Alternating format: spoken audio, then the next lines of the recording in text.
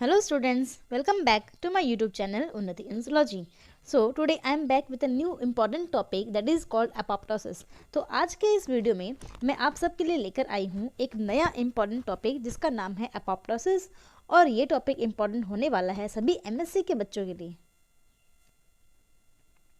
तो आप सभी का स्वागत है उन्नति इन ज़ूलॉजी चैनल पर और आज मैं MSc के बच्चों के लिए एक इम्पॉर्टेंट टॉपिक लेकर आई हूँ जिसका नाम है एपोप्टोसिस या फिर सेल डेथ। ये जो टॉपिक है जो आज हम पढ़ने वाले हैं ये वेरी इम्पॉर्टेंट है सभी बच्चों के लिए जो MSc प्रिपरेशन कर रहे हैं, BSc की प्रिपरेशन कर रहे हैं या फिर CSIR नेट लाइफ साइंस की प्रिपरेशन कर रहे हैं, है ना। CSIR नेट लाइफ साइंस में भी ये एक बहुत ही इंपॉर्टेंट टॉपिक होता है जिसका नाम है एपोप्टोसिस और सेल डेथ। देखिए, जो भी BSc के बच्चे हैं या फिर जो भी MSc के बच्चे हैं, हमको लाइफ में अभी तक आज तक अपन ने जो भी सेल के बारे में पढ़ा है, जूलॉजी के बारे में पढ़ा है या फिर सेल बायोलॉजी मॉल बायो के बारे में पढ़ा है, उसमें कभी भी कहीं भी अपन ने एपोप्टोसिस वर्ड यूज़ नहीं किया था आज तक, है ना। तो ये एक वर्ड नया है आपके लिए, और मैं इसी वर्ड का पूरा एक्सप्लेनेशन मैं आज आपके सामने करने वाली हूँ और बहुत ही simple short and sweet easy notes मैं आपको प्रोवाइड करवाने वाली हूँ जो आप अपने मेन एग्जाम्स में लिख सकते हैं ताकि आप अच्छे और गुड मार्क्स सिक्योर कर सकें। ठीक है, तो वीडियो को शुरू करते हैं। मेरा आपसे रिक्वेस्ट है कि आप वीडियो को लास्ट तक ज़रूर देखें ताकि ये जो टॉपिक है इम्पॉर्टेंट टॉपिक वो आपको समझ में आ जाए। और जो भी कोई बच्चे MSc जूलॉजी में पढ़ाई कर रहे हैं in any semester in any of the Rajasthan university और of any other state university, या फिर आप CSIR नेट का एग्ज़ाम देते हैं या फिर आप सेट का एग्ज़ाम देते हैं, है ना, तो ये जो टॉपिक है आपका इम्पॉर्टेंट होने वाला है उन सभी एग्जाम्स के अंदर जिसका नाम है एपोप्टोसिस और सेल डेथ। इसी टॉपिक का एक और नाम ठीक है बेटा, देखो इसी टॉपिक का एक और नाम भी होता है जिसे अपन प्रोग्राम्ड सेल डेथ PCD कहते हैं, जो मैंने यहाँ लिखा हुआ है तो मैं यहाँ भी लिख देती हूँ ये, है ना। तो ये जो अपना टॉपिक है इस टॉपिक का नाम है programmed GRAMMED programmed cell death. देखो नाम से आपको समझ में तो आ ही गया होगा ना कि ये टॉपिक किसके बारे में होने वाला है। आप सबको पता है हमारी बॉडी में सेल बनती हैं, माइटोसिस होता है, एक सेल से दो सेल नहीं बनती हैं और जो पिछली सेल होती है क्या वो कभी ख़त्म होती है, क्या वो सेल मरती है कभी। और अगर सोचिए आप हमारी बॉडी की सेल्स नहीं मरेंगी तो हमारे पास कितनी सारी सेल्स हो जाएंगी, है ना। हमारी बॉडी में बहुत सारी सेल्स हो जाएंगी और इतनी न्यूमरस सेल्स अगर हो जाती हैं या सेल हमारे मरती नहीं है बॉडी में तो कैंसर हो जाती है ना। इसीलिए हर एक लिविंग थिंग चाहे वो सेल ही क्यों ना हो, जो भी इस वर्ल्ड में आया है, जो भी इस अर्थ पर आया है, उसे एक दिन मरना है ना, एक दिन उसकी डेथ होनी है। तो सेल की डेथ को ही एपोप्टोसिस कहते हैं। क्या कहते हैं? सेल की डेथ, है ना। साइंस टर्मिनोलॉजी में MSc की अपन जब बात कर रहे होते हैं तो MSc के अंदर सेल डेथ को ही एपोप्टोसिस कहा जाता है, यानी कि सेल जब मरती है जो कि प्रोग्राम्ड सेल डेथ है। देखिए डेथ दो प्रकार से होती है, या तो डेथ हो जाएगी नेचुरली, है ना, कि हम यंग एज में पहले हम जो बॉर्न होंगे, फिर हम यंग एज में आएंगे, फिर हम अडल्ट एज में आएंगे, उसके बाद हम ओल्ड एज में आएंगे और फाइनली ओल्ड एज के बाद धीरे धीरे हमारी बॉडी के सारे सिस्टम्स डिक्लाइन होते जाएंगे और फिर वन डे हम डेथ को ऑब्टेन कर लेंगे। That is your programmed cell death, यानी कि सीक्वेंशियल इवेंट्स जिसमें अपन अपना पूरा लाइफ जी कर के मरते हैं, अपना सभी फंक्शंस एंड जो भी अपनी रिस्पॉन्सिबिलिटीज है उनको करके मरते हैं। That is your natural death, that is called cell death. लेकिन एक और डेथ होती है किसी एक्सीडेंट की वजह से, किसी इंजरी की वजह से, या फिर किसी डिजीज की वजह से, या फिर किसी ट्रॉमा की वजह से। That is your necrosis, that is your necrosis. तो आपको ये वर्ड आपको याद रखना है, नेक्रोसिस। देखिए अगर आप MSc के बच्चे हैं या फिर CSIR नेट की प्रिपरेशन कर रहे हैं या फिर आप सेट की प्रिपरेशन कर रहे हैं, ठीक है, ये वीडियो नेट के बच्चों के लिए भी इंपॉर्टेंट है, उतना ही ये वीडियो सेट के बच्चों के लिए भी इंपॉर्टेंट है। ठीक है, ये सारा का सारा जो टॉपिक है आपका ये नेट में भी आता है और ये जो अभी आने वाला एग्ज़ाम आपका सेट, उस सेट के एग्ज़ाम में भी आने वाला है। ठीक है, तो नेट और सेट में ये वेरी इंपॉर्टेंट टॉपिक होने वाला है जिसका नाम है एपोप्टोसिस। और एपोप्टोसिस का मतलब होता है cell death, simple and sweet, cell death. किसी भी सेल का मरना is called cell death. Cell कब मरती है और जब सेल मरती है तो मरने से पहले उसमें क्या क्या चेंजेस होते हैं, क्या क्या मॉडिफिकेशंस होते हैं और सेल मरती कैसे है, प्रोसेस क्या है सेल का मरने का, कौन प्रोटीन्स काम आते हैं, क्या कैसे हेल्प होता है, वो सब कुछ इस वीडियो में हम पढ़ने वाले हैं। तो ये 5 मिनट का मैंने आपको just introduction of the video दिया है। आई होप आप सबको इंटरेस्ट जागा होगा इस टॉपिक के अंदर और वीडियो को शुरू करते हैं। शुरू करने से पहले एक बार सबके साथ शेयर कर दीजिए, अपने दोस्तों के साथ, फ्रेंड्स के साथ, कलीग्स के साथ एंड योर क्लासमेट्स के साथ, ताकि एमएससी के बच्चों के लिए ये वीडियो और ये टॉपिक क्लियर हो जाए जो मैं आज आपको very simple, short and sweet तरीके से समझाने वाली हूँ। So guys, let's start the video and hope you will enjoy it. Thank you. Let's start. तो चलिए आइए शुरू करते हैं अपोप्टोसिस के बारे में। सबसे पहले मैंने आपको बताया अपोप्टोसिस होता क्या है। अपोप्टोसिस का मतलब सेल डेथ, यानी कि सेल की मृत्यु होना, सेल का मर जाना, और इसी को हम प्रोग्राम्ड सेल डेथ या पीसीडी भी कहते हैं। ठीक है, ये तो है इसकी डेफिनेशन। अब देखिए अबाउट मतलब कि इसके बारे में देखिए, इट मीन्स ये जो वर्ड है अपोप्टोसिस, इसमें जो अपो वर्ड आया है, अपो का मतलब है फ्रॉम, एंड अपोप्टिस, ये जो प्रोसेस वर्ड आया है, देखो ये अपोप एंड टोसिस है ना, तो ये अपोप्टिस में जो वर्ड है ये इसका मतलब होता है फॉलिंग, यानी कि फ्रॉम फॉलिंग। पूरा का पूरा जो मतलब बनेगा वो आएगा फ्रॉम फॉलिंग, यानी कि गिरने का तरीका, यानी कि मरने का तरीका, कि कोई सेल कैसे मरेगी, कोई सेल कैसे डेथ को ऑब्टेन करेगी बट नेचुरली। याद रखना है आपको, नेक्रोसिस एंड अपोप्टोसिस में डिफरेंस आपको याद रखना है। देखिए, आप अगर एमएससी के बच्चे हैं या फिर किसी भी फील्ड से आप अगर साइंस की स्टडी कर रहे हैं, लाइफ साइंस की स्टडी कर रहे हैं, जूलॉजी की स्टडी कर रहे हैं, और आपको नहीं पता है नेक्रोसिस क्या है और अपोप्टोसिस क्या है, तो प्लीज़ आप तुरंत से कमेंट सेक्शन में मेंशन कर दीजिए। मैं अगला वीडियो आपके लिए इसी अपोप्टोसिस और नेक्रोसिस में डिफरेंस का बना दूंगी। ठीक है, अभी मैं आपको सिर्फ इतना बता दूंगी कि अपोप्टोसिस होता है natural cell death, but necrosis is the disastrous cell death और एक्सीडेंटल सेल डेथ। ठीक है, तो अपोप्टोसिस तो नेचुरली होता है, एंड नेक्रोसिस जो है वो इंजरी की वजह से, ट्रॉमा की वजह से, किसी डिजास्टर की वजह से, या किसी भी एनी अदर कंडीशन की वजह से सेल की जो अननेचुरल डेथ होती है उसे कहते हैं नेक्रोसिस। ये अपना अभी टॉपिक नहीं है, अपना टॉपिक अभी अपोप्टोसिस है, इसका अपन क्या कहते हैं, इसे अपन प्रोग्राम सेल डेथ है ना, पीसीडी, इसी को पीसीडी भी कहा जाता है, मतलब प्रोग्राम्ड सेल डेथ कहा जाता है। मतलब कि एक सीक्वेंस के अंदर सीक्वेंस ऑफ इवेंट्स होंगे, पहले ये होगा, फिर ये होगा, फिर ये होगा, स्टेप बाय स्टेप काम होंगे, और लास्ट में सेल मर जाएगी, उसे हम कहेंगे programmed cell death. That is your PCD and that is your apoptosis. ठीक है, नेक्स्ट देखिए, it is essential basically it is a suicide of a cell that is of no use. अब देखिए, हमारी बॉडी में बहुत सारी सेल्स होती हैं, सेल्स माइटोसिस करती हैं, सेल्स अपने आप को रीजनरेट भी कर लेती हैं। जब एक सेल से नई सेल बनती है तो नई सेल बन जाती है, तो उस पुरानी सेल को कभी ना कभी मरना तो है, खत्म तो होना है, कभी उसका यूज़ खत्म होगा। भाई हर सेल हमेशा लाइफ टाइम तो काम नहीं करती, सबका एक लिमिटेड पीरियड ऑफ टाइम होता है काम करने का। तो जो सेल जब तक काम करेगी तब तक तो इट्स ऑल ओके, बट जब कोई सेल काम करना बंद कर देगी या काम नहीं करेगी, उस दौरान उस सेल की डेथ होना जरूरी है, या उस सेल को खत्म होना जरूरी होता है ना। तो यही चीज है कि अपोप्टोसिस के अंदर सुसाइड ऑफ द सेल हो जाता है, उस सेल का वो जो काम नहीं कर रही, नो यूज। ये पॉइंट आपको याद रखना है, जो सेल किसी भी काम की नहीं है, कोई यूज नहीं आ रही है, जिसका फंक्शंस एंड ऑल खत्म हो चुका है, या जिसका जो भी रोल था, ड्यूटी थी, वो पूरी हो चुकी है, उसकी जिम्मेदारियां उसने पूरी कर ली हैं, अब वो सेल बॉडी में कोई काम की नहीं है, तो उस सेल को सुसाइड होना पड़ेगा, सुसाइड करना पड़ेगा, या फिर डेथ को ऑब्टेन करना पड़ेगा, मरना पड़ेगा, एक दिन के जाना पड़ेगा, क्योंकि everything in this world is immortal.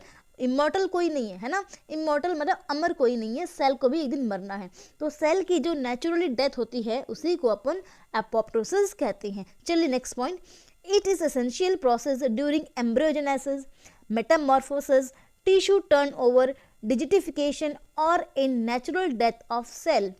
ये जो लाइन मैंने लिखी है ये इंपॉर्टेंस बता रही है आपको सेल इसका, अपोप्टोसिस का। ठीक है जी, ये जो मैंने यहाँ पे लाइन लिखी है, ये लाइन क्या बता रही है आपको, इंपॉर्टेंस ऑफ अपोप्टोसिस बता रही है कि क्यों है ये ज़रूरी, अपोप्टोसिस क्यों होता है, ये क्यों होता है, ये देखिए। तो देखिए, सबसे पहला क्या है आपका, एम्ब्रियोजेनेसिस के दौरान, जब हम माँ के पेट में होते हैं, एम्ब्रियो हम बन रहे होते हैं, या एम्ब्रियो फॉर्मेशन हो रहा होता है, एम्ब्रियो का जेनेसिस हो रहा होता है, उस दौरान हमारे अंदर कुछ स्ट्रक्चर्स बनती हैं, कुछ स्ट्रक्चर्स टूटती हैं, कुछ स्ट्रक्चर्स रीफॉर्म होती हैं, अपने आप को रीशेड्यूल करती हैं, है ना। तो एम्ब्रियोजेनेसिस के दौरान इस सेल डेथ का बहुत इंपॉर्टेंट रोल होने वाला है या होता है। Next, Metamorphosis. नेक्स्ट देखिए मेटामॉर्फोसिस। मेटामॉर्फोसिस मतलब development of a young individual into adult individual, यानी कि जब भी कोई यंग इंडिविजुअल जो है या फिर लार्वल स्टेज जो है वो अडल्ट स्टेज में कन्वर्ट होती है, तो उसके अंदर कुछ चेंजेस होते हैं, कुछ मॉडिफिकेशंस होते हैं, और इन मॉडिफिकेशंस के दौरान वो अपने बॉडी के कुछ पार्ट्स को तो लॉस करता है एंड कुछ न्यू पार्ट्स को गेन करता है। तो इस दौरान भी इस एपोप्टोसिस का वेरी इंपॉर्टेंट रोल है, ताकि जो parts of the body gain करने हैं उनको वो सेल को ग्रो करवा के गेन कर ले, और जिनको रिमूव करना है उनको सेल की डेथ करवा के रिमूव करा दें। इसीलिए मेटामॉर्फोसिस के दौरान भी ये एक बहुत इंपॉर्टेंट रोल प्ले करता है। इसके बाद है टिश्यू टर्नओवर।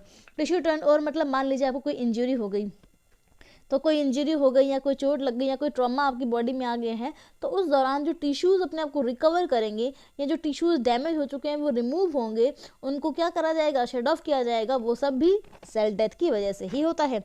इसके बाद है डिजिटिफिकेशन। देखिए ये जो आपकी फिंगर्स हैं, जब हम माँ के पेट में थे, जब हम यूट्रस के अंदर थे, या फिर जब हम एम्ब्रियो कंडीशन में थे, फिटस कंडीशन में थे, तब हमारे इन फिंगर्स के बीच में यहाँ पर हमारे पास क्या थी, स्किन थी। ये जो आपको खाली जगह दिख रही है फिंगर्स के बीच में, यहाँ पे हमारे स्किन हुआ करती थी। जैसे कि आपने देखा होंगे फ्रॉग के लेग, है ना, फ्रॉग के लेग में होता है, या फिर डक आपने देखा होगा वेब्ड फीट होते हैं उनके, है ना, वेब्ड फीट होते हैं। तो वही वेब्ड फिंगर्स हमारे अंदर भी थी जब हम फिटस थे, माँ के पेट में थे। लेकिन अब हमारा जन्म हो गया, और जन्म के बाद देखिए आप दिख रहा, आपको मेरा हाथ में दिख रहा होगा, यहाँ पे कोई फिंगर्स नहीं है अपने पास, है ना। तो ये जो फिंगर्स का जो बीच का स्पेस है ये कैसे हटा, दैट इज बिकॉज ऑफ डिजिटिफिकेशन, यानी कि डिजिट्स का बनना ही डिजिटिफिकेशन कहलाता है। एंड ये जो बीच में स्किन थी, इसका रिमूवल जो होना हुआ वो बिकॉज ऑफ एपोप्टोसिस हुआ है, बिकॉज ऑफ सेल डेथ हुआ है। तो आप समझ सकते हैं कि कितना ज़्यादा इंपॉर्टेंट रोल है एपोप्टोसिस का हमारे डिजिटिफिकेशन में या हमारी बॉडी की कन्वर्शन में। जैसे अगर मान लीजिए आपके यहाँ पर की ये स्किन अगर नहीं होती है रिमूव, तो क्या होता है, ये फिंगर्स हम हिला नहीं पाते, ऐसे फिंगर्स का हम यूज़ नहीं कर पाते। जैसे फ्रॉग के लेग होते हैं, डक के लेग होते हैं, वैसे ही हमारे भी वेब्ड फीट होते हैं, लेकिन हमारे फीट या हमारे फिंगर्स जो है वो वेब्ड नहीं है। तो डिजिटिफिकेशन यानी कि डिजिट्स बनना, फिंगर्स बनने का जो ये प्रोसेस होता है, इस दौरान भी एपोप्टोसिस का वेरी इंपॉर्टेंट रोल होता है, ठीक है। और ये सारा का सारा काम नेचुरल है, इसीलिए apoptosis is also called as natural cell death, यानी कि जब नेचुरल तरीके से सेल की डेथ होती है या सेल मृत्यु को ऑब्टेन करती है अपना सारा रेस्पॉन्सिबिलिटीज को कंप्लीट करके, that is called apoptosis. Okay, next देखिए, it is energy dependent biochemical mechanism. अब देखिए हर काम हमारी बॉडी में एटीपी का यूज़ करता है एंड एनर्जी को यूज़ करता है, मोस्ट ऑफ द काम ही एनर्जी डिपेंडेंट होते हैं। सेम इसी प्रकार एपोप्टोसिस भी एक एनर्जी डिपेंडेंट प्रोसेस है जिसमें एनर्जी का यूज़ किया जाता है। सो नेक्स्ट देखिए अपन क्या बात कर रहे थे कि इंपॉर्टेंस ऑफ एपोप्टोसिस क्या है, यानी कि एपोप्टोसिस का ज़रूरत क्या है। तो अभी मैंने आपको बताया कि एम्ब्रियो बनने के लिए, मेटामॉर्फोसिस होने के लिए, टिश्यू के टर्नओवर होने के लिए, जो डिजिटिफिकेशन होते हैं, फिंगर्स बनती है उनके बनने के लिए, या फिर किसी भी सेल को डेथ ऑब्टेन करने के लिए, सेल को मरने के लिए जो प्रोसेस होता है वही एपोप्टोसिस कहलाता है। और इसी को अपन सेल डेथ भी कहते हैं, या फिर इसी को अपन programmed cell death that is PCD भी कहा जाता है। Okay, so next topic, next point is it is a energy dependent biochemical mechanism. जैसे मैंने आपको बताया अभी कि हम फूड लेते हैं, फूड खाते हैं। फूड हम क्यों खाते हैं, फूड हम क्यों लेते हैं, because we have to obtain energy from that food and that energy is use in various biochemical functions of our body, यानी कि हमारी बॉडी के अलग अलग कामों में उस एनर्जी का यूज़ होना है। इसीलिए एपोप्टोसिस भी एक एनर्जी डिपेंडेंट प्रोसेस है जहाँ पे अपन एनर्जी का यूज़ करते हैं, यानी कि एटीपी का यूज़ होता है। यानी कि आप ये कह सकते हैं सिंपल कि एपोप्टोसिस में भी एनर्जी का यूज़ होता है और एनर्जी डिपेंडेंट प्रोसेस होता है ये एक प्रकार का। Okay, I hope you are getting it. Next, it is carried out in orderly sequence of events to lead the cells end. अब देखिए, क्योंकि ये एपोप्टोसिस है और इसका नाम ही प्रोग्राम्ड सेल डेथ है, that is PCD. Programmed cell death का मतलब जो इवेंट्स होंगे, सीक्वेंस ऑफ इवेंट्स जो होंगे वो लगातार होंगे, कंटिन्यूस होंगे, या फिर आप कह सकते हो कि ऑर्डर में होंगे। कोई ऐसे नहीं कि जब मन में आया, जो मन में आया, जहाँ से मन में आया हो जाएगा, हौच पौच नहीं होता है यहाँ पर। सब जो सीक्वेंस ऑफ इवेंट्स होते हैं वो ऑर्डर में होते हैं, एक कंप्लीट टाइम पीरियड के बाद जो वन बाय वन करके होते हैं, ताकि सेल जो है एट द एंड डेथ को ऑब्टेन कर ले, क्योंकि कोई भी मॉर्टल नहीं है, एक ना एक दिन सबको मरना है। So that is your importance of your apoptosis. So अब तक हमने इस टॉपिक में क्या पढ़ा, देखिए अपोप्टोसिस के बारे में पढ़ा, अपोप्टोसिस होता क्या है वो हमने जाना, और उसके बाद हमने देखा कि इसी अपोप्टोसिस को सेल डेथ भी कहते हैं, प्रोग्राम्ड सेल डेथ भी कहते हैं, and this is a process of death of cells that are of no use. देखिए जो सेल यूज़ की हैं, जो सेल काम कर रही हैं, उन सेल्स का मरना एपोप्टोसिस नहीं कहलाता। सिर्फ और सिर्फ जो सेल्स बॉडी में कोई काम नहीं करी, कोई फंक्शन नहीं करी, जिनका रोल पूरा हो चुका है, उन्हीं का मरना एपोप्टोसिस कहलाता है। ओके, चलिए next topic is your characteristics of apoptotic cell. अब हम पढ़ेंगे कि क्या ऐसे फीचर्स होते हैं कि एक सेल अपोप्टोसिस को करेगी, मतलब कि हमें कैसे पता चलेगा कि इस सेल का अपोप्टोसिस होना है या इस सेल की डेथ आ चुकी है, इसका डेथ होना है, इसका डेथ आनी है ना, तो ये कैसे होता है। सो चलिए अब देखते हैं characteristics of a apoptotic cell. A cell which needs to die gets this all characters. अब देखिए कोई भी एक सेल हमारी बॉडी में जिसको मरना है या जिसकी मृत्यु अब पास आ चुकी है या जिसको डेथ को ऑब्टेन करना है, उस सेल में आपको ये जो कैरेक्टर्स हैं वो दिखाई देंगे। जैसे फर्स्ट इज मोर कॉम्पैक्ट, वो सेल जो है वो कॉम्पैक्ट हो जाएगी, मतलब सिकुड़ जाएगी, छोटी हो जाएगी, अदर सेल्स की कंपैरिजन में वो सेल छोटी हो जाएगी। दूसरा है ब्लेब्ड एट मेम्ब्रेन्स, उसकी जो मेम्ब्रेन्स होती हैं, सेल मेम्ब्रेन जो है या उसकी जो आउटर मेम्ब्रेन होती हैं सेल की, वो सारी ब्लेबिंग में आ जाएंगी, मतलब उनके अंदर आप क्या देखेंगे, बबल्स देखेंगे, है ना, कहीं पर उठी हुई, कहीं पर झुकी हुई, कहीं मतलब उभार उसमें आ जाएंगे, ब्लेबिंग्स उसमें आ जाएंगे, तो बबल्स उसके अंदर बनने आपको दिखने लग जाएंगे। नेक्स्ट क्रोमेटिन गेट्स कंडेंस्ड, उस सेल का डीएनए जो है, क्रोमेटिन जो है, क्रोमोसोम्स जो हैं, या फिर आप कह सकते हैं जेनेटिक मटेरियल जो है वो कंडेंस हो जाएगा, वो भी सिकुड़ जाएगा और वो भी छोटा हो जाएगा। ठीक है, नेक्स्ट पॉइंट देखिए, DNA gets fragmented. Obviously chromatin condense हो गया है, क्रोमोसोम कंडेंस हो गए, छोटे हो गए, तो टुकड़े हो जाएंगे डीएनए के, that is your DNA gets fragmented, तो डीएनए के भी पीसेस हो जाएंगे, टुकड़े हो जाएंगे। ये है आपका next character. Next character is cell shrinks and condenses. वही सेम, मोर कॉम्पैक्ट हो गई, इसका मतलब ही तो यही है कि सेल श्रिंक हो गई है, सेल सिकुड़ गई है और सेल जो है वो कंडेंस हो गई, छोटी हो गई है। And the last one is phagocytised, जब सब कुछ सेल के अंदर का लाइसिस हो जाएगा, डिग्रेड हो जाएगा, फ्रेगमेंटेड हो जाएगा, सेल के अंदर की सारी चीजें क्या हो गई हैं, श्रिंक हो गई हैं, टूट गई हैं, कंडेंस हो गई हैं, छोटी हो गई हैं, ब्लेब्ड हो गई हैं, तो उस दौरान लास्ट में फाइनली ऐसी सेल को फैगोसाइटोसिस कर लिया जाएगा आसपास के सेल्स द्वारा, या फिर जो किलर सेल्स होती हैं, लिम्फोसाइट्स होती हैं, मैक्रोफेज सेल्स होती हैं, उनके द्वारा इसको एनगल्फ कर लिया जाएगा। ठीक है, तो ये हैं वो क्या characters of a apoptotic cell, यानी कि वो लक्षण जो हमें दिखाई देंगे उस सेल के अंदर जिस सेल की अब डेथ होनी है या जिस सेल को अब मरना है।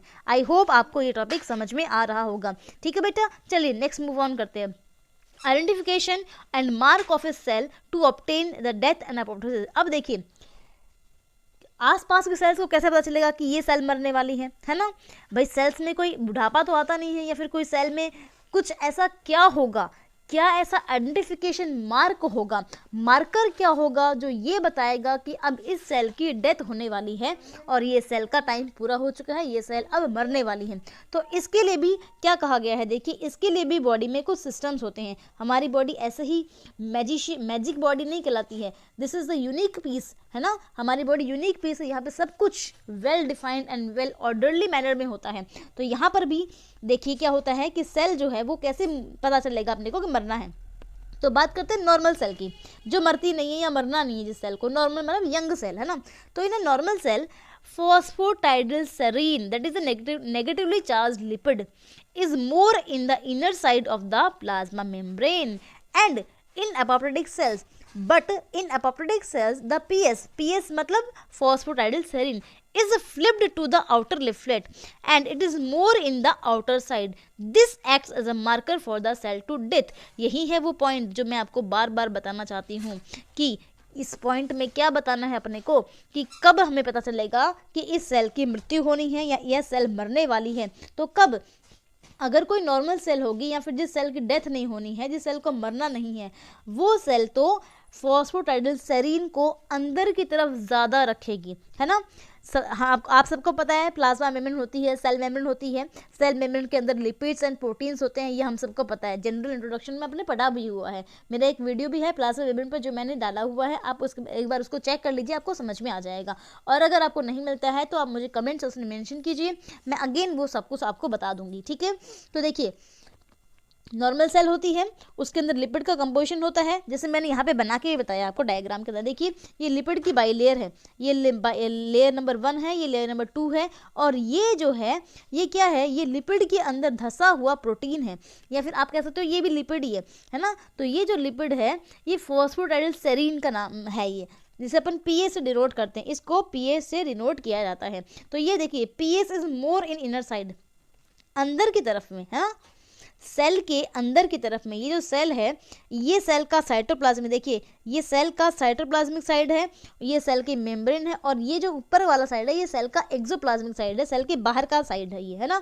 तो नॉर्मल सेल के अंदर ये नॉर्मल है, ओके बेटा, ये नॉर्मल है, एन है ये।